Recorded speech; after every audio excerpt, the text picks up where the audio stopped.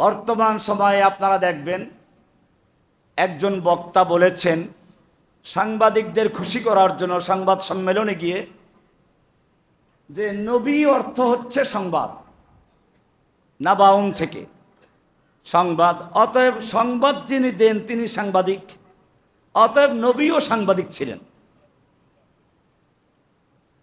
আর এই বিষয়টা নিয়ে অনেক এখন বিতর্ক চলছে। আপনাদেরকে আজকে বিষয়টা আমি ক্লিয়ার করে দিচ্ছি। শাব্দিক অর্থ যাই হোক, ইসলামে তা গ্রহণযোগ্য নয়। ইসলামের নিজস্ব পরিভাষা আছে, ওই পারিভাষিক অর্থটা গ্রহণযোগ্য। নবী শব্দের অর্থ কি? নবী কেউ কেউ বলেছেন নাবাউন থেকে, ঠিক আছে, যার অর্থ সংবাদ। নবীরা সংবাদ দেন, তবে সাংবাদিক নয়। কোরআনে দর্শন আছে, তবে দর্শনের কিতাব নয়। কোরআনে বিজ্ঞান আছে, তবে কোরআন বিজ্ঞানের বই নয়। কোরআনে ইতিহাস আছে, কোরআন কোনো ইতিহাসের বই নয়। কোরআনে অর্থনীতি আছে, তাই বলে কোরআন কোনো অর্থনীতির বই নয়। কোরআনে সমাজনীতি আছে, রাষ্ট্রনীতি আছে, তাই বলে কোরআন সমাজনীতি রাষ্ট্রনীতির বই নয়। কোরআন হচ্ছে আল্লাহর কালাম। কোরআনেরও একটা সংজ্ঞা আছে, আল কোরআনু কালামুল্লাহ। কোরআন হচ্ছে আল্লাহর কালাম, যেই কালাম আল্লাহর পক্ষ থেকে জিবরাইল নিয়ে এসেছেন, আল্লাহর রাসূল তা মুখস্থ করেছেন, সাহাবায়ে কেরামদের মুখস্থ করিয়েছেন, সেখান থেকে আজ পর্যন্ত আমাদের কাছে বর্ণিত হয়ে এসেছে, যা কোরআনের 2 মলাটে লেখা রয়েছে, এটার নাম কোরআন। এখন যদি কেউ বলে কোরআন মানে পড়া, করা ইয়াকরা মানে পড়া, কোরআন মানে বহুল পঠিত, অতএব যে বই সবচেয়ে বেস্ট সেলার, বেশি পড়া হয়, ওটা কোরআন বলা যাবে এরকম? কারণ কোরআনের একটা পারিভাষিক অর্থ আছে, ওটাই কোরআন। শব্দ অর্থে যদি বহুল পঠিত অনেক বই থাকে, তাকে কোরআন বলা হবে না। খ্রিস্টানদের বাইবেল খ্রিস্টানরা পড়ে, বহুল পঠিত, শব্দ অর্থে কোরআন বললে বলা যায়। আপনি কোরআন বলবেন এটাকে? এরকম হিন্দুদের গীতা বলেন, আরও যে ধর্মগ্রন্থগুলো আছে সেগুলো তারা অনেকেই পড়ে, বহুল পঠিত। এখন বলবেন কোরআন শব্দের অর্থ তো পড়া, বলা যাবে না। কোরআনের একটা নিজস্ব অর্থ আছে, ওটা কোরআন। অন্য কোনো বই যতই পড়া হোক না কেন, তাকে আমরা কোরআন বলবো না। ঠিক তেমনি ভাবে নবী শব্দের অর্থ একটা পরিভাষাগত অর্থ। নবী কাকে বলে? হুয়া ইনসানুন। নবী ওই মানুষকে বলা হয়, বাআসাহুল্লাহু ইলান নাস, যাদেরকে আল্লাহ রাব্বুল আলামিন মানুষের কল্যাণে প্রেরণ করেছেন। মানুষকে আল্লাহর দিকে আহ্বান করার জন্য শরীয়ত দিয়ে, বিধান দিয়ে, দিন দিয়ে যাদেরকে প্রেরণ করেছেন, তাদেরকে বলা হয় নবী ও রাসূল। নবীটা একটু ব্যাপক অর্থে, রাসূল একটু খাস অর্থে। রাসূল হচ্ছেন প্রত্যেক ওই ব্যক্তি যাকে নতুন করে শরিয়া দেওয়া হয়। নূহ আলাইহিস সালাম, ইব্রাহিম আলাইহিস সালাম, মুসা আলাইহিস সালাম, ঈসা আলাইহিস সালাম, আমাদের রাসূল সাল্লাল্লাহু আলাইহি সাল্লাম, এরা সকলেই রাসূল। তবে নবীটা আম। নবী হচ্ছে যাকে নতুন কিতাব দেওয়া হোক বা না হোক। যেমন মনে করুন হারুন আলাইহিস সালাম, তিনি একজন নবী কিন্তু রসুল নন। কেন? তাকে স্বতন্ত্র শরীয়ত দেওয়া হয় নাই, তিনি মুসা আলাইহিস সালামের সহকারী। তাহলে আমরা কি বুঝলাম? নবী কাকে বলে? নবী হচ্ছে ওই ব্যক্তি যাকে আল্লাহ রাব্বুল আলামিন মানুষের কাছে তার দিন প্রচারের জন্য প্রেরণ করেছেন, চাই তাকে নতুন শরীয়ত বা বিধান দেওয়া হোক বা না হোক। ব্যাপক অর্থে রাসূল হচ্ছেন ওই ব্যক্তি যাকে আল্লাহ তাআলা মানুষের কাছে দিন প্রচারের জন্য প্রেরণ করেছেন এবং সঙ্গে তাকে নতুন শরীয়ত দেওয়া হয়েছে। তিনি কি? রাসূল। আমাদের নবীকে নতুন শরীয়ত দেওয়া হয়েছে, সুতরাং আগের শরীয়ত সব বাতিল। এইটা না বুঝলে সমস্যা হবে। ইউসুফ আলাইহিস সালামকে তার ভাইয়েরা সেজদা করেছে, অতএব আমরা সেজদা করব। এটা কি আমাদের শরীয়ত না আগের শরীয়ত?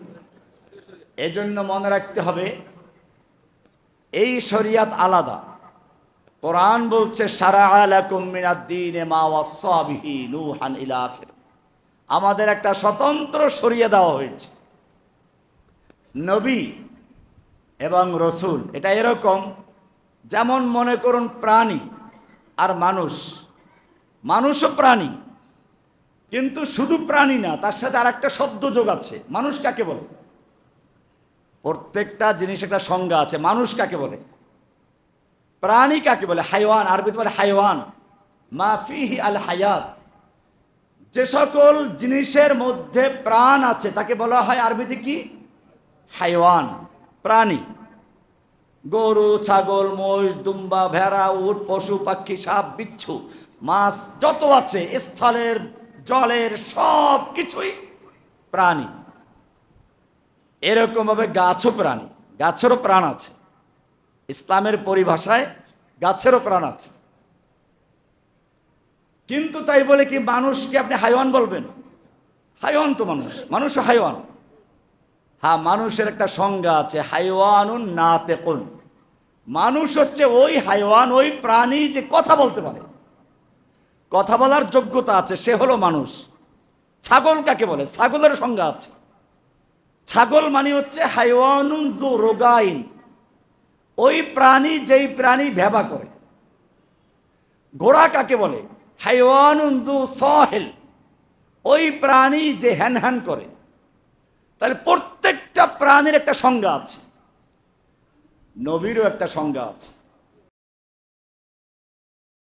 প্রতি জুমাতে আমরা এক একটি বিষয় আলোচনা করে থাকি, যাতে ইসলামের মৌলিক বিষয়গুলো জেনে বুঝে আমরা আমল করতে পারি। বিশেষ করে আকীদা, বিশ্বাসের দিকগুলো গুরুত্বপূর্ণ। আমলে যদি ত্রুটি বিচ্যুতি হয়ে যায় আল্লাহ তাআলা ক্ষমা করে দেন। এমনকি গুনাহে কাবীরাও যদি করে ফেলে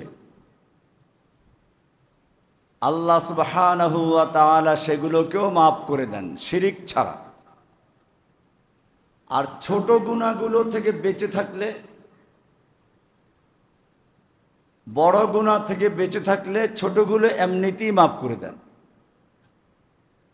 সূরা নিসা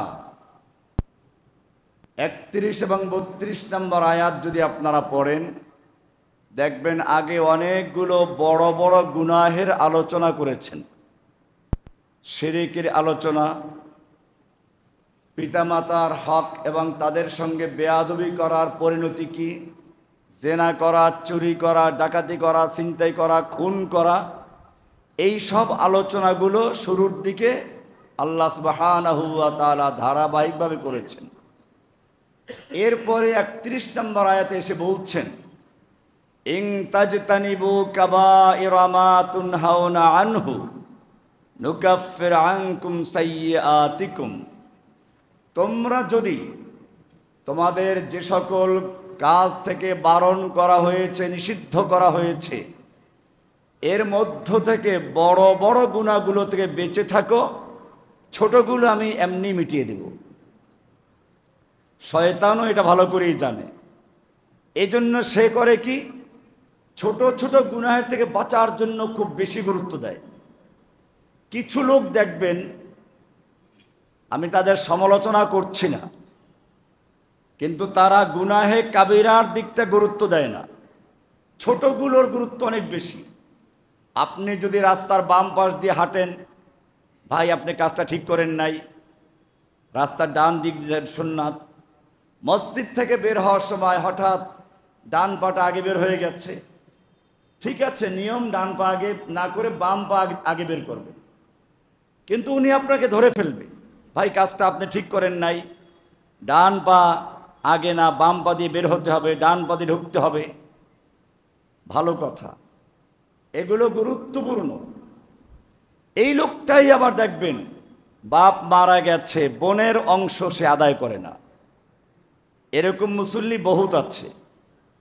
বাপ মারা গেলে পরে বোনেরা বাবার বাড়ি আসে, আদর পায় না, বাবার কবরটা জিয়ারত করে চলে যায় আর চোখের পানি ঝরায়, ভাইয়ের কাছে আদর নেই, ভাইয়ের বউয়ের কাছে আদর নেই, কারণ তারা মনে মনে ভাবে বোন বোধহয় জমির ভাগ নেওয়ার জন্য এসেছে। অথচ এই লোকটা কিন্তু বাম পা দিয়ে মসজিদে ঢুকলে আপনাকে ধরে ফেলবে। আল্লাহ সুবহানাহু ওয়া তাআলা এটা বলেছেন, শয়তানের একটা কৌশল এটা। শয়তান ছোট ছোট গুনাহের থেকে বাঁচাবার জন্য আপনাকে অনেক গুরুত্ব দিবে, বড়গুলো থেকে যাতে না বাঁচতে পারে, বড়গুলোয় লিপ্ত করবে। আর আল্লাহ বলছেন উল্টা। আল্লাহ সুবহানাহু ওয়া তাআলা বলেছেন, ইন তাজতানিবু কাবাইরা মা তুনহাউনা আনহু, তোমাদেরকে যে সকল গুনাহের থেকে বাঁচার জন্য বাঁচতে বলা হয়েছে, নিষেধ করা হয়েছে, এইগুলোর বড় বড় গুনাহের থেকে যদি তোমরা বেঁচে থাকতে পারো, নুকাফির আনকুম সাইয়্যাতিকুম, আমি তোমাদের ছোট ছোট গুনাহগুলোকে মুছে ফেলে দিব। খালি মাফ কর বলে না, আল্লাহ শব্দ বলেছেন নুকাফির আনকুম সাইয়্যাতিকুম। এটা এরকম, আপনি একটা চাকরি করেছেন, সেখানে আপনার একটা কালো দাগ আছে, তার মানে আপনি কোনো অন্যায় করেছেন। এখন যত জায়গায় আপনি চাকরির জন্য যান, ওই অন্যায়টার কারণে, সেই কালো দাগের কারণে আপনার কোথাও চাকরি হচ্ছে না। যদি আপনার আমলনামায় গুনাহের দাগ থেকে যায়, কিয়ামতের মাঠে আল্লাহ মুমিনদেরকে ডান হাতে আমলনামা দিবেন। তারা বন্ধু বান্ধবকে ডাকবে খুশিতে, হা উমুকরাও কিতাবিয়া, আসো আমার আমলনামা পড়ে দেখো কি সুন্দর আমল লেখা আছে, আমি কত ভালো কাজ করেছি সব লেখা আছে, আল্লাহ আমাকে পুরস্কৃত করেছেন। কিয়ামতের মাঠে এরকম ডাকবে। কিন্তু আপনার আমলনামায় যদি গুনাহের কালো দাগ থাকে, আপনি তাহলে ডাকতে সাহস করবেন না, কারণ আপনি জানেন গুনাহগুলো এখনো রয়ে গেছে। আল্লাহ সুবহানাহু ওয়া তাআলা আপনাকে লজ্জিত করতে চান না, সেজন্য কোরআনে বলেছেন নুকাফির আনকুম সাইয়্যাতিকুম, যদি তোমরা বড় বড় গুনাহগুলো থেকে বেঁচে থাকতে পারো, আমি তোমাদের ছোট গুনাহগুলোকে একেবারে মুছে ফেলে দেব। এটা একটা আয়াত। আর যদি আপনি ভালো করে তওবা করেন, আল্লাহ বলছেন খালি মুছে দেব তা না, উলাইকা ইউবাদদিলুল্লাহু সাইয়্যাতিহিম হাসানাত, আল্লাহ তাদের ন্যাক আমলগুলোকে গুনাহগুলোকে ন্যাক আমলে তারা পরিবর্তন করে দিবেন, পরিবর্তন করে দিবেন। গুনাহ তো থাকবেই না, গুনাহগুলোকে আল্লাহ সুবহানাহু ওয়া তাআলা ন্যাকের দ্বারা বদলে দিবেন, পরিবর্তন করে দিবেন। এই কারণে একজন মুমিনের প্রথম কাজ হলো তার আকীদা, বিশ্বাসকে ক্লিয়ার করা, যাতে তার আকীদার মধ্যে শিরিক না থাকে। শিরিক নিয়ে যদি কেউ মারা যায়, সে যত নেক আমল করুক তার ক্ষমা নাই। অপরদিকে শিরিক নেই, অন্যান্য গুনাহ আছে, যদি জাহান্নামে যেতে হয় শাস্তি ভোগ করে হলেও সে এক সময় জান্নাতে যাবে। কোরআন সুন্দর করে বলেছে, সূরা নিসার 2 জায়গায় আয়াতটা আছে। একটা হচ্ছে সূরা নিসার 48 নম্বর আয়াত, আর একটা হচ্ছে সূরা নিসার 116 নম্বর আয়াত, একই বিষয়। ইন্নাল্লাহা লা ইয়াগফিরু আন ইউশরাকা বিহি ওয়া ইয়াগফিরু মা দুনা যালিকা লিমান ইয়াশা, আল্লাহ তাআলা ক্ষমা করবেন না। লা ইয়াগফিরু, আল্লাহ ক্ষমা করবেন না, আন ইউশরাকা বিহি, আল্লাহর সঙ্গে যে শিরক করা হয় সেই শিরকের গুনাহ। ওয়া ইয়াগফিরু মা দুনা যালিকা লিমান ইয়াশা, আর এর নিচে যত গুনাহ আছে আল্লাহ তাআলা যার বেলা ইচ্ছে করবেন ক্ষমা করে দিবেন। এরপরে কোরআনের আরেক জায়গায় বলেছেন, ইন্নাহু মান ইউশরিক বিল্লাহি, নিশ্চয়ই যে ব্যক্তি আল্লাহর সঙ্গে শিরক করলো, ফাকাদ হাররামাল্লাহু আলাইহিল জান্নাহ, আল্লাহ তাআলা তার উপরে জান্নাতকে হারাম করে দিয়েছেন। জান্নাত কি করেছেন? আপনি বলবেন জান্নাত হারাম, সমস্যা নাই, আমি জান্নাত আর জাহান্নামের মাঝখানে একটা ঠিকানা আছে আরাফ, ওখানে থাকবো।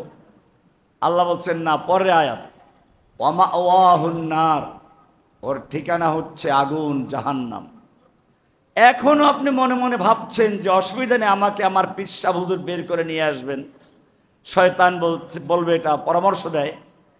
আল্লাহ বলছেন না, ওয়ামা লিয-যালিমিনা মিন আনসার, শিরিকের জুলুম যারা করে, শিরিকের জুলুমে যারা লিপ্ত, এটা কেউ তাদেরকে ছাড়াতে পারবে না।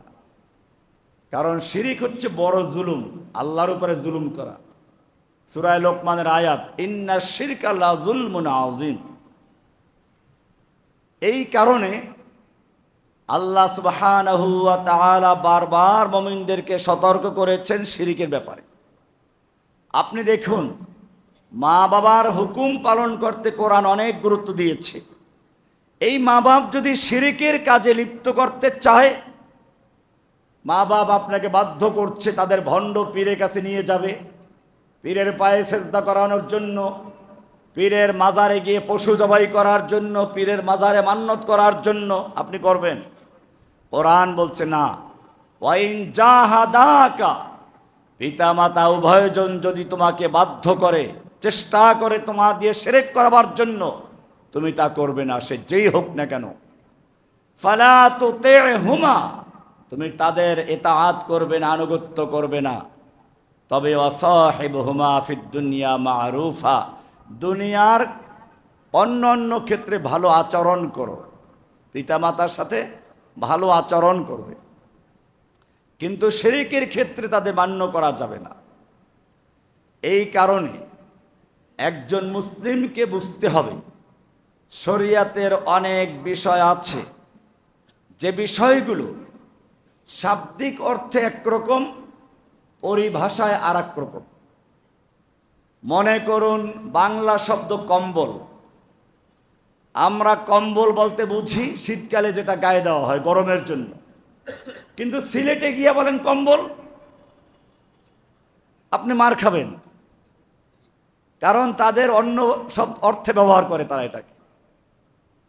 তাহলে বোঝা যায় বাংলা ভাষাতেও বিভিন্ন জায়গায় পরিভাষা ভিন্ন ভিন্ন আছে, এটাকে বলে ওরফ। এক এক অঞ্চলে এক এক অর্থে ব্যবহার করা হয়। এরকম আর একটা হচ্ছে শাব্দিক অর্থ, আর একটা হচ্ছে পরিভাষা, ইসলামের পরিভাষা। এইটা না জানার কারণে অনেক ক্ষেত্রে গুনাহের মধ্যে লিপ্ত হয়ে যায়, অনেক ক্ষেত্রে চরম অন্যায় করে বসে। আপনি বলবেন হায়া, লজ্জা কাকে বলে, লজ্জা কাকে বলে, তার একটা সংজ্ঞা আছে। আপনি বলবেন লজ্জা মানে শরম পাওয়া, এ তো সংজ্ঞা হলো না। আপনি লজ্জা বাংলায় বললেন, শরম উর্দুতে বললেন, বলে ওই যে হায়া মানে শরম, ঘুরে ফিরে একটাই হলো। আপনাকে জিজ্ঞেস করলো, তুমি যে বলো ভালোবাসা, মোহাব্বত, এটা অর্থটা কি বলতে পারবেন? এরও একটা অর্থ আছে। ইমাম নববী রাহমাতুল্লাহ আলাইহি এগুলোর অর্থ লিখেছেন। শরহে মুসলিমে দেখবেন একটা হাদিস আছে, আল হায়াউ শুবাতুম মিনাল ঈমান, লজ্জা ঈমানের অঙ্গ, এখানে ব্যাখ্যা দিয়েছেন লজ্জা কাকে বলে।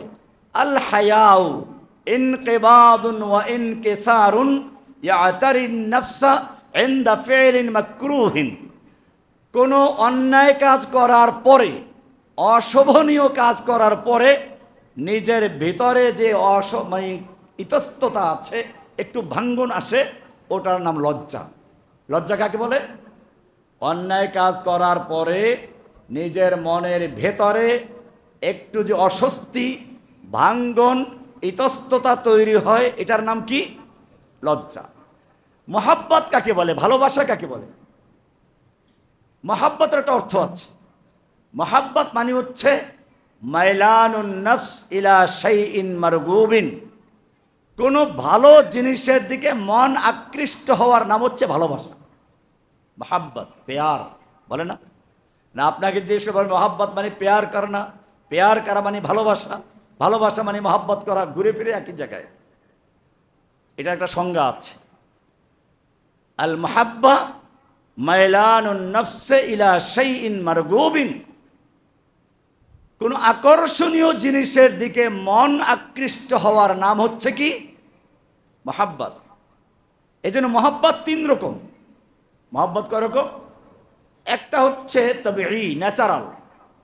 দেখবেন একটা মেয়ে বাচ্চা, সে ভালো মন্দ কিচ্ছু বোঝে না, কিন্তু পুরুষের সঙ্গে সামনে যেতে লজ্জা করে, এটা ন্যাচারাল হুব্বে তাবিঈ। আর একটা হচ্ছে হুব্বে আকলি, তিতা ঔষধ, খেতে মনে চায় না, কোনো ভালো লাগে না, কিন্তু তারপরও মহব্বত করে মানুষ খায়। কেন খায়? তার আকল বলে এটা আমার খেতে হবে, আমার চিকিৎসার জন্য। আর একটা হচ্ছে মহাব্বতে শরঈ, শরিয়াতে মহাব্বত করা, এটা আল্লাহ এবং আল্লাহর রসুলকে মহাব্বত করা, এইটা শরিয়াতে কাম্য। এটা আল্লাহ রসুল বলেছেন, লা ইউমিনু আহাদুকুম হাত্তা ইয়াকুনা হাওয়াহু তাবআন লিমা জিতু বিহি, লা ইউমিনু আহাদুকুম হাত্তা আকুনা আহাব্বা ইলাইহি মিন ওয়ালিদিহি ওয়া ওয়ালাদিহি ওয়ান নাসি আজমাইন। তোমাদের কোনো ব্যক্তি ততক্ষণ পর্যন্ত মুমিন হতে পারবে না যতক্ষণ পর্যন্ত আমি তার কাছে তার পিতা মাতা স্ত্রী সন্তান সব কিছুর থেকে বেশি প্রিয় না হব, মহাব্বত না হবে। তাহলে মহাব্বতের একটা অর্থ আছে, লজ্জার একটা অর্থ আছে, এরকমভাবে নবীরও একটা শরীয়তের অর্থ আছে। লজ্জা বললেন, ওহো, যেই কাজটা করতে মনের ভিতরে ইতস্ততা আসে, লজ্জা। এখন সব লোক বেনামাজি, আপনার ওখানে নামাজ পড়তে লজ্জা লাগে। একটা ইউনিভার্সিটি ছাত্র সব দাড়ি ছাড়া, ওর ওখানে দাড়ি রাখতে লজ্জা লাগে। এটাও কি ইমানের অঙ্গ? লজ্জা তো ইমানের অঙ্গ। আল্লাহ রসুল বলেছেন, ইমানের 70-এর উপরে শাখা আছে, এর মধ্যে ওয়াল হায়াউ শুবাতুম মিনাল ঈমান, লজ্জা হচ্ছে একটা ইমানের বড় অঙ্গ। এখন আপনি বললেন আমার তো নামাজ পড়তে লজ্জা লাগে, এটা তো ইমানের অঙ্গ হবে? এটা না। শরিয়াতের পরিভাষায় লজ্জা বলে কাকে? শরিয়াতের পরিভাষায় লজ্জা হচ্ছে আল্লাহ সুবহানাহু ওয়া তাআলা যেই কাজ করতে বলেছেন সেই কাজ না করা, আর যেই কাজ করতে বলেছেন, বলেন নাই, নিষেধ করেছেন, ওই কাজ করলে পরে এই চিন্তা করা আল্লাহ আমাকে দেখতে পাচ্ছেন, আল্লাহকে লজ্জা করা, আল্লাহর সামনে করতে গিয়ে ইতস্ততা বোধ করার নাম হচ্ছে কি? লজ্জা। এইটা শরীয়তের পরিভাষার লজ্জা, এইটা ইমানের অঙ্গ। এই কারণে সাহাবীরা তো সকলে আরবি ভাষাবিদ ছিলেন। আরব দেশে আল্লাহর নবী একদিন সাহাবীদেরকে বললেন, ইস্তাহিয়ু মিনাল্লাহি হাক্কাল হায়া, তোমরা আল্লাহকে যথাযথভাবে লজ্জা করে চলো, হায়া করে চলো। আপনাদেরকে যে আমি প্রথমে বলতাম লজ্জা করে চলুন, আলহামদুলিল্লাহ আমরা সবাই লজ্জা করে চলি। সাহাবারা স্বাভাবিকভাবেই বলেছেন, আলহামদুলিল্লাহ ইন্না নাস্তাহি মিনাল্লাহ, আমরা সকলেই আল্লাহর থেকে লজ্জা করে চলি, আলহামদুলিল্লাহ। এটা বললেন। আল্লাহর রাসূল সাল্লাল্লাহু আলাইহি ওয়াসাল্লাম বললেন, না তোমরা কিছুই বুঝো না। আসলে ব্যাখ্যা দিলেন, ওয়ালাকিন্নাল হায়া মান হাফিজার রাসা ওয়া মা ওয়া ওয়াল বাতনা ওয়া মা হাওয়া ওয়া যাকারাল মাউতা ওয়াল বিলা ফাকাদ ইস্তাহিয়া মিনাল্লাহি হাক্কাল হায়া। হায়া মানে হচ্ছে মাথাকে এবং মাথার সাথে সংশ্লিষ্ট সকল জিনিসকে হেফাজত করে চলা, আল্লাহর নির্দেশ মতো চলানো। এখন মাথা এবং মাথার সাথে সংশ্লিষ্ট কি? মাথার সাথে সংশ্লিষ্ট আছে চোখ, নাক, কান, মুখ, এগুলো। চোখ দিয়ে অন্যায় জিনিস না দেখা, আল্লাহ যা দেখতে বলেছেন তা দেখা, যা দেখতে বলেন নাই তা না দেখা।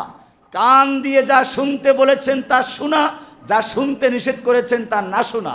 চোখ দিয়ে, নাক দিয়ে, কান দিয়ে, জিহ্বা দিয়ে, মুখ দিয়ে আল্লাহ যা খেতে বলেছেন তা খাওয়া, যা খেতে নিষেধ করেছেন তা না খাওয়া। এই হলো এক। দ্বিতীয় হচ্ছে মাথার মধ্যে আরো কিছু আছে। এই ইন্দ্রিয়গুলো যেমন আছে, ভিতরে আরো 5টা ইন্দ্রিয় আছে। আপনি যখন চোখ দিয়ে দেখেন, একটা ক্যামেরার মতো ছবি তুলে আসে, ছবিটা মাথায় চলে যায় প্রথম অংশে, এবারে মাথার দ্বিতীয় অংশে গিয়ে ওটা গবেষণা হয়, তৃতীয় অংশ ওটাকে সংরক্ষণ করে। আর যার এই শক্তিগুলো বেশি শক্তিশালী, তার মেধা শক্তি অনেক বেশি। একই জিনিস আপনিও শুনেছেন, আরো 10 জনে শুনেছে। 1 মাস পরে আপনাকে জিজ্ঞেস করে আপনি টপ টপ করে বলে দিলেন, আর একজনে বলতে পারলো কিন্তু একটু ভেবা করে, হ্যাঁ কি যেন, হ্যাঁ মনে পড়ছে, ঠিক আছে, ও মনে পড়েছে। আর একজনে মনে করতেই পারে নাই। কারণটা কি? কারণ হচ্ছে তার মাথার মধ্যে কুওয়াতে হাফেজা, কুওয়াতে মুতাসাররিফা, কুওয়াতে খেয়ালিয়া, 5টা শক্তি। কয়টা শক্তি? আমাদের ইন্দ্রিয় যেমন 5টা, চোখ, নাক, কান, জিহ্বা, ত্বক, এরকম ভাবে মাথার মধ্যেও ইন্দ্রিয় কয়টা আছে? কারখানা আছে, কারখানা। আল্লাহ বলেছেন আল্লাহু ইয়ালামু মা তাসনাউন, তোমাদের এই কারখানায় কি প্রোডাক্ট তৈরি করো আল্লাহ ভালো করেই জানেন। কারখানা কিভাবে হলো? আমার এখানে কোথা থেকে কারখানা আসলো? আল্লাহ বলেন আছে। ওই যে তুমি রাস্তায় একটা সুন্দর মেয়েকে দেখলা, ক্যামেরার কাজ হলো, চোখের কাজ ছিল ছবি তুলে নেওয়া, তারপরে যে তুমি তার সাথে যোগাযোগ করলা, কথা বললা, তার বাড়ি গেলা, তার সাথে এই সম্পর্ক করলা, এইগুলো কোথায় তৈরি হয়েছে? তোমার এই ভিতরের কারখানায়। এই কারণে কোরআন বলেছে আল্লাহু ইয়ালামু মা তাসনাউন। এই সবগুলোকে উদ্দেশ্য করে আল্লাহ রাসূল বললেন ওয়ালাকিন মান হাফিজার রাসা ওয়া মা হাওয়া, যেই ব্যক্তি তার মাথাকে এবং মাথার সাথে সংশ্লিষ্ট সকল জিনিসগুলোকে হেফাজত করলো, সংরক্ষণ করলো, ওয়াল বাতনা ওয়া মা হাওয়া, এবং পেটকে এবং পেটের সঙ্গে যা কিছু আছে তা হেফাজত করলো। পেটকে মানে পেটের ভিতরে আল্লাহ যা ঢুকাতে বলেন নাই তা ঢুকায় নাই, যা ঢুকাতে বলেছেন তা ঢুকিয়েছে। এইটা লজ্জা করা।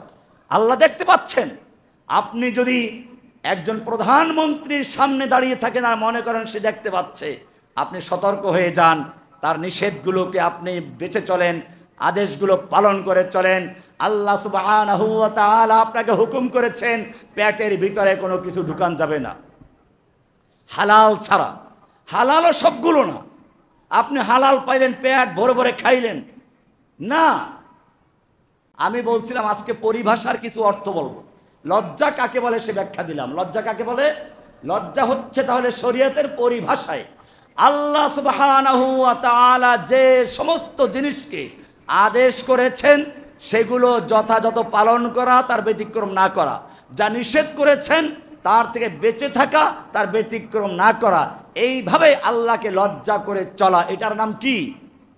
আর যেই লজ্জা তোমাকে মানুষের সামনে নামাজ পড়তে লজ্জা দেয়, যেই লজ্জা তোমাকে দাড়ি রাখতে বাধা দেয়, ওটা লজ্জা নয়, ওটা হীনমন্যতা, ওটা কাপুরুষতা।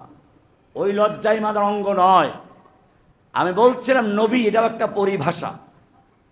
নবী শব্দের অর্থ যাই হোক, অবশ্য নবী শুধু নবী মানে খবরের থেকেই না। মুহাদ্দিসিনদের ব্যাখ্যা হচ্ছে নবী নবুয়ত থেকে। নবুয়ত মানে হচ্ছে রাফাত, অর্থাৎ উচ্চ মর্যাদা। নবী হচ্ছে সেই মহান ব্যক্তি যাকে আল্লাহ সুবহানাহু ওয়া তাআলা অন্য মানুষের উপরে উচ্চ মর্যাদা দিয়ে সৃষ্টি করেছেন। তিনি হচ্ছেন নবী। তিনি সাংবাদিক না, তিনি সংবাদ দেন, তাই বলে সাংবাদিক না। কোরআন সেজন্য বলছে লা তাজআলু দুআ আর রাসূল কাদুআই বাদিকুম বাদা, তোমরা একে অপরকে যে সব নামে ডাকো খবরদার নবীকে সেই সব নামে ডাকতে পারবে না। কোরআন পরিষ্কার করে দিয়েছে। ইসলামের একটা পরিভাষা আছে। আমরা নবী কাকে বলে সে বিষয়ে আলোচনা করলাম। সুতরাং কোনো মানুষকে সংবাদ দেয় বলে নবী বলা যাবে না। একজন সাংবাদিককে নবী বলা যাবে না। আবার একজন নবীকে সাংবাদিকও বলা যাবে না। কেন? সাংবাদিকের আলাদা আরবি আছে। সাংবাদিক মানে আরবিতে সাহাফি। কি নাম? সাহাফি। তাহলে আপনি যদি সাংবাদিকদেরকে বলেন যে নবী মানে সংবাদ খবর, অতএব নবী মানে সাংবাদিক, তাহলে সাংবাদিকদেরকেও নবী বলতে হবে, কারণ তারাও তো সংবাদ দেয়। তাহলে আমরা কি সাংবাদিকদেরকে নবী বলবো না? এই জন্য এই বিষয়গুলো ভালো করে বুঝতে হবে। এখানে সমস্যাটা কোন জায়গায়? শরিয়াতের পরিভাষা বুঝতে হবে। শরিয়াত শব্দ অর্থ যাই হোক না কেন, পরিভাষায় যে অর্থ, ওই অর্থ উদ্দেশ্য করতে হবে। এমনি ভাবে আল্লাহ সুবহানাহু ওয়া তাআলা কোরআনে সুন্দর করে বলেছেন সূরা নিসার 163 নম্বর আয়াতে, ইন্না আওহাইনা ইলাইকা কামা আওহাইনা ইলা নূহিন ওয়ান নাবিয়্যিনা মিন বাদি। এখানে নবী বলা হয়েছে যাদের প্রতি আল্লাহ ওহী করেছেন, যাদেরকে আল্লাহ তাআলা নবুয়তের জন্য নির্বাচন করেছেন, তারা হচ্ছেন নবী। কোরআন বলছে আল্লাহু ইয়াসতাফি মিনাল মালায়েকাতি রাসূলা ওয়া মিনান নাস। সুতরাং ইনসান নবী হচ্ছে ওই মানুষ যেই মানুষকে আল্লাহ সুবহানাহু ওয়া তাআলা দিন পৌঁছানোর জন্য, দিন প্রচারের জন্য ওহী দিয়ে, নবুয়ত দিয়ে প্রেরণ করেছেন, তারাই হচ্ছে নবী। নবীরা সরাসরি আল্লাহর সাথে কথাও বলতে পারেন, যেমন মুসা আলাইহিস সালাম বলেছেন পর্দার আড়াল থেকে অথবা জিবরিলের মাধ্যমে ওহী প্রাপ্ত হয়ে থাকেন। অনেক শব্দ কোরআনে আছে, আল্লাহরও অনেকগুলো নাম আছে, সেই নামগুলোকে আল্লাহ, সেই নাম দিয়ে আল্লাহকে ডাকতে হবে। আপনি নিজের পক্ষ থেকে নাম দিতে পারবেন না। মনে করুন আল্লাহর নাম আছে রহমান, রহিম, খালেক। খালেক মানে সৃষ্টিকর্তা, আল্লাহ সৃষ্টি করেছেন, তাই তার নাম কি? খালেক। এখন আপনি বলবেন ঠিক আছে, কোরআনে আছে গদাবা, আল্লাহ রাগ করেন, কাজী গদাবা মানে রাগ করা, আল্লাহর নাম রাখবো আল গাদেব, রাগী। এই নাম রাখা যাবে? কেন ভাই, শব্দ অর্থ তো রাগ তো আছে, রাখা যাবে না, রাখা যাবে না। আল্লাহর নাম আল্লাহ নিজে রেখেছেন। কোরআন বলছে ওয়ালিল্লাহিল আসমাউল হুসনা, আল্লাহর অনেকগুলো সুন্দর সুন্দর নাম আছে, ফাদউহু বিহা, তোমরা আল্লাহকে ওই সব নামই ডাকবে। ওয়াদারুল্লাযীনা ইউলহিদুনা ফি আসমাইহি, যারা আল্লাহর নাম বিকৃত করে, আল্লাহর নামকে বিভিন্নভাবে পরিবর্তন করে, তোমরা ওদের থেকে দূরে থাকো। আমার এই আয়াত অনুযায়ী মনে হয় আমরা যে বলি খোদা, খোদা বলাও ঠিক না, কারণ আল্লাহর নামের মধ্যে খোদা নাই। কি নাই? খোদার স্ত্রীলিঙ্গ আছে, খোদা খুদি, আল্লাহর স্ত্রীলিঙ্গ নাই। এই জন্য আল্লাহকে গড বলা যাবে না, তার স্ত্রীলিঙ্গ হয়, তার বহুবচন হয়। আল্লাহ সুবহানাহু ওয়া তাআলা আল্লাহ, আল্লাহর নাম আল্লাহ নিজে নির্বাচন করেছেন। কোরআন পরিষ্কার করে দিয়েছে ওয়ালিল্লাহিল আসমাউল হুসনা, আল্লাহর অনেকগুলো সুন্দর সুন্দর নাম আছে। হাদিসে 99টা নামের কথা উল্লেখ করা আছে এবং বলা আছে যেই ব্যক্তি এই নামগুলো মুখস্থ করবে, যথাযথ অর্থ সহ মেনে চলবে, তার জন্য জান্নাতকে অবধারিত করে দেওয়া হবে। এখন আমরা দেখলাম আল্লাহ রাগ করেন, গদেবাল্লাহু, কাজী আল গাদেব নাম দেওয়া যাবে না। আল্লাহ লানত করেন, লাআনাল্লাহ, তাই বলে আল্লাহর নাম লাইন, আল্লাহ আইন একটা বাড়াই দিলেন, লানতকারী বলা যাবে? বলা যাবে না। কোরআনে বলা আছে কুফাররা মজাক করে, মস্কারি করে, ওয়ায়ামকুরুনা ওয়ায়ামকুরুল্লাহ, ওরা চক্রান্ত করে, আল্লাহ চক্রান্তের জবাব দেন। চক্রান্ত করেন, আল্লাহ চক্রান্ত করেন না। মূলত এগুলোকে বলা হয় কোরআনের ভাষার শৈলী, সৌন্দর্যতা, মানে ওয়ায়ামকুরুনা ওয়ায়ামকুরুল্লাহ, ওরা মকর করে, আল্লাহ মকরের জবাব দেন। এখন আপনি আল্লাহর কা নাম বার করে, আল মাকের মানে মক্কর করেনেওয়ালা। ভণ্ড ফকিরদের দেখবেন গান গায় মক্করের মক্করবাজি, মানে আল্লাহকে বলতেছে মক্কর, নাউজুবিল্লাহ মিন যালিক। এই নামগুলো দিয়েছে না, আল্লাহর নাম মাকের দেওয়া যাবে না, আল্লাহ এটা জবাব দিয়েছেন। কোরআনে আয়াতে বলা আছে আল্লাহু ইস্তাহজিউ বিহিম, ওরা আল্লাহর সাথে উপহাস করে, মজাক করে, আল্লাহ ওদেরকে মজাক করেন, তবে আল্লাহ মজাকের জবাব দেন, এটা বুঝতে হবে। এখন একজনের নাম দিল আল মুস্তাহজি, উপহাসকারী, আল্লাহ উপহাস করেন না। এই কারণে সূরা আরাফের 180 নম্বর আয়াতে আল্লাহ পরিষ্কার করে দিয়েছেন ওয়ালিল্লাহিল আসমাউল হুসনা, আল্লাহর অনেক সুন্দর সুন্দর নাম আছে, ফাদউহু বিহা, তোমরা আল্লাহকে ওই নামেই ডেকো। খবরদার, ওয়াদারুল্লাযীনা ইউলহিদুনা ফি আসমাইহি, ওই সকল লোকদের থেকে দূরে থাকো, বর্জন করো, যারা আল্লাহর নামের ভিতরে বিকৃতি ঘটায়, আল্লাহর নামকে পরিবর্তন করে। আমার ভয় হচ্ছে আল্লাহকে যে আমরা খোদা বানিয়ে ফেলেছি, এখান থেকেও আমাদের সরে আসতে হবে। কারণ খোদা এমন কোনো নাম নয় যা আল্লাহ কোরআনে বলেছেন। কোরআনে খোদা আছে, খোদা ফার্সি শব্দ, খোদা মানে হচ্ছে খোদ আ, মানে যে নিজের থেকে নিজে এসেছেন। কিন্তু এটা মনে রাখবেন, নিজের থেকে নিজে, আল্লাহ নিজের সৃষ্টিকর্তাও নিজে, এটাও বলা যাবে না। ওই যে গল্প আছে, ডিম আগে না মুরগি আগে? ডিম আগে না? যদি বলেন ডিম আগে, তাহলে প্রশ্ন, ডিমটা পারলো কে? মুরগি তো নাই, ডিম আগে। যদি বলেন মুরগি আগে, তাহলে মুরগি আসলো কোত্থেকে? ডিম তো নাই। এর কোনো জবাব আছে? এটাই হচ্ছে আল্লাহ, আল্লাহ, আল্লাহর আগে কিছু নাই, জিরো। কোরআন বলছে আম খুলিকু মিন শাইইন আম হুমুল খালিকুন, যারা আল্লাহর সৃষ্টিকর্তাকে তালাশ করো, তুমি নিজে আগে চিন্তা করো, তুমি কোত্থেকে এসেছো? তুমি কি শূন্য থেকে এসেছো? শূন্য কোনো জিনিসকে সৃষ্টি করতে পারে না। আল্লাহর আগে জিরো। আল্লাহ, আল্লাহ, আল্লাহ আছেন, তিনি থাকবেন, এখানে আর কোনো প্রশ্নের সুযোগ নেই। তো সেজন্য আল্লাহ সুবহানাহু ওয়া তাআলা বলেছেন, ওয়াদারুল্লাযীনা ইউলহিদুনা ফি আসমাইহি, তোমরা ওই সকল লোকদের থেকে দূরে থাকো, ওই সকল লোকদেরকে বর্জন করো যারা আল্লাহর নামের বিকৃতি ঘটায়। আল্লাহ যে নাম নিজের জন্য রাখেন নাই, এরকম নাম রেখে দেয়, এগুলো বর্জন করো। সেই কারণে আমাদের আজকে যে বিষয়গুলো অত্যন্ত গুরুত্বপূর্ণ, এই কারণেই মানুষ আর একটা জায়গায় বড় ভুল করেছে, যেই ভুলের কারণে সারা বিশ্বে মুসলমান মার খাচ্ছে। কোনটা সেটা?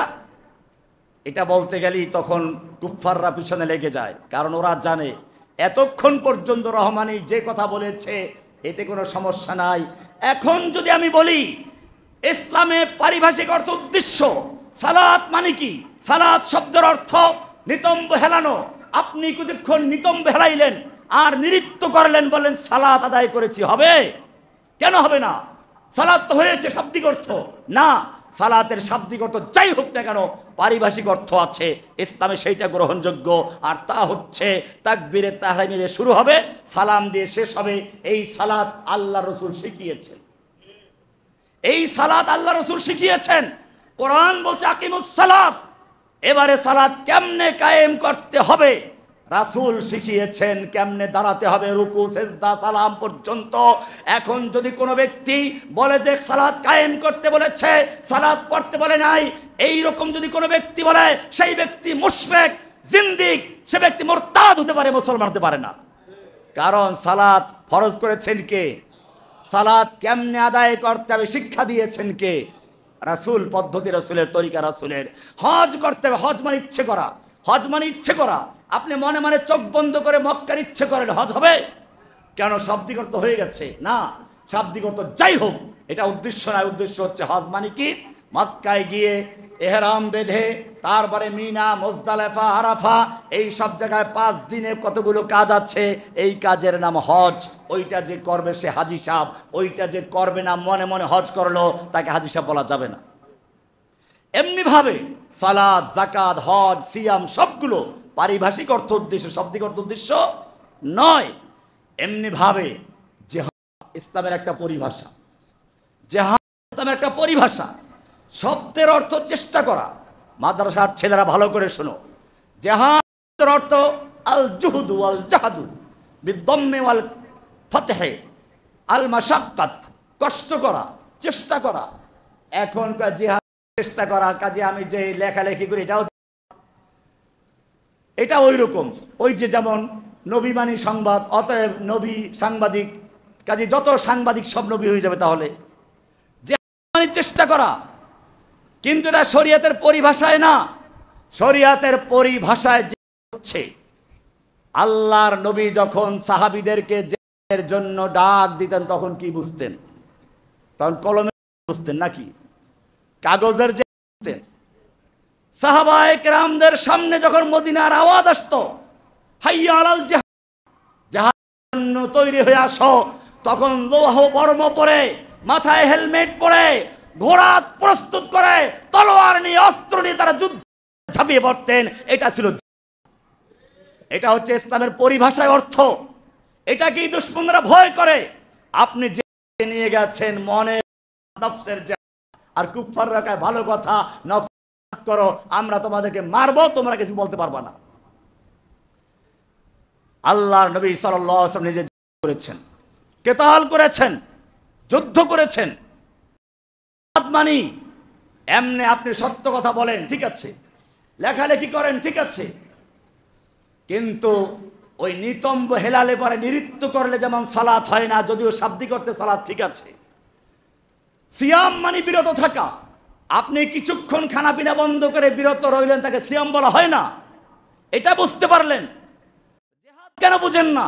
জিহাদ শুধুমাত্র কথা, কলমের এই সমস্ত নয়। জিহাদ হচ্ছে কিতালুল আদুফে লিইলাই কালিমাতিল্লাহিল উলিয়া লিইদামিল ফিতনা, দুনিয়ার বুক থেকে ফিতনা ফাসাদকে চিরতরে মিটিয়ে দেওয়ার জন্য, যত রকমের অশুভ শক্তি আছে সব ধ্বংস করার জন্য যে বিধান রয়েছে তার নাম। এটা এরকম যেমন একটা আপনার ফুসকা পড়েছে, ডাক্তারের কাছে গেলেন, ডাক্তার প্রথমে মলম দিল, কাজ হয় না, অ্যান্টিবায়োটিক দিল, কাজ হয় না, এবারে ল্যাবে পরীক্ষা দিল, পরীক্ষা করে দেখলো ক্যান্সার হয়ে গেছে। এখন ডাক্তার বলে, ভাই রে ভাই, এই অংশ তোমার কেটে ফেলতে হবে, হাতটা কেটে ফেলতে হবে, ক্যান্সার হয়ে গেছে। যদি এটা না কাটো ক্যান্সার গোটা দেহে ছড়িয়ে পড়বে, মরে যাবে তুমি। যাও বাড়ি গিয়ে 2 লাখ টাকা নিয়ে আসো। গরু বিক্রি করে, ছাগল বিক্রি করে, জমি বিক্রি করে 2 লাখ টাকা অর্জন করে গ্রামের হুজুরকে দিয়ে একটা মিলাদও পড়াই দিয়ে আসে, হুজুর যাতে ভালো করে কাটতে পারে। ডাক্তারের কাছে টাকা নিয়ে আসলো, 2 লাখ টাকা দিল। ডাক্তার সাহেব এবারে কাটার জন্য টাকা দিল, কিন্তু ডাক্তার সাহেব তাকে অপারেশন রুমে নিয়ে গেল, এরপরে দোয়া করে ভালো করে যেন কাটতে পারে। কাটলো, অঙ্গহানি ঘটালো, কোনো পাগলও প্রতিবাদ করে নাই, আজ পর্যন্ত বলে নাই ডাক্তার কেন তার রুমের ভেতরে একটা রোগী লোককে নিয়ে অঙ্গহানি ঘটাচ্ছে, অঙ্গচ্ছেদ করছে, হাত কেটে ফেলেছে, পা পেটে কেটে ফেলেছে, এই কথা বলে কেউ? সকলেই বুঝে এই অঙ্গটা ক্যান্সার হয়ে গেছে, এটা না কাটলে পরে বাকি অংশ ক্যান্সার হয়ে যাবে। একজন ডাক্তার যেরকম ভাবে একটা লোকের দেহ নিয়ে চিন্তা করে, ইসলামের দৃষ্টিতে গোটা দুনিয়ার মানব জাতি একটা দেহ সমতুল্য, একটা অঙ্গ সমতুল্য।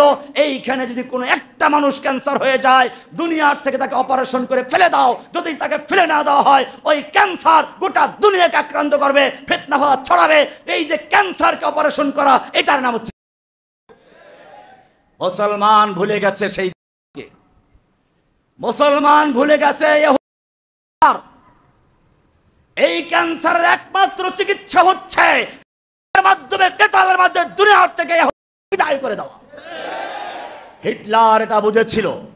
হিটলার বলেছিল, আমি ইচ্ছে করলে সব মেরে ফেলতে পারতাম, কিন্তু আমি কিছুই জীবিত রাখলাম যাতে পৃথিবীর মানুষ জানতে পারে জিনিস আমি কেন মারলাম। ক্যান্সার কোরআন এজন্য বলেছে, ওয়াকাতিলুহুম হাত্তা লা তাকুনা ফিতনা, তোমরা লড়াই করো, যুদ্ধ করো, যতক্ষণ পর্যন্ত ফিতনা চিরতরে মিটে না যায়। নবীকে আল্লাহ বলছেন, ইয়া আইয়ুহান নাবিয়্যু জাহিদিল কুফফারা ওয়াল মুনাফিকিনা ওয়াগলুজ আলাইহিম, হে নবী আপনি কাফেরদের বিরুদ্ধে যুদ্ধ করুন, জিহাদ করুন, কঠোর হন, যেন তারা আপনাকে বুঝতে পারে আপনার শক্তি কতটুকু আছে, শক্তি অর্জন করা। এজন্য আজকে আমি আলোচনা করেছি পরিভাষা নিয়ে। ইসলামের পরিভাষা নবী, একটা পরিভাষা। এই নবী শব্দ আল্লাহর নবীদের ছাড়া অন্য কাউকে বলা যাবে না। শব্দ অর্থ যাই হোক, নবীকে সাংবাদিক বলা যাবে না। এরকম ভাবে যে ইসলামের পরিভাষা, সালাত, সিয়াম, হজ, যাকাত, ইসলামের পরিভাষা, এই পারিভাষিক অর্থেই বুঝতে হবে, নিজের মন গড়া অর্থে বোঝা যাবে না। আল্লাহ সুবহানাহু ওয়া তাআলা আমাদের সকলকে বিষয়গুলিকে বুঝার এবং আমাকে তৌফিক দান করুন, আমিন।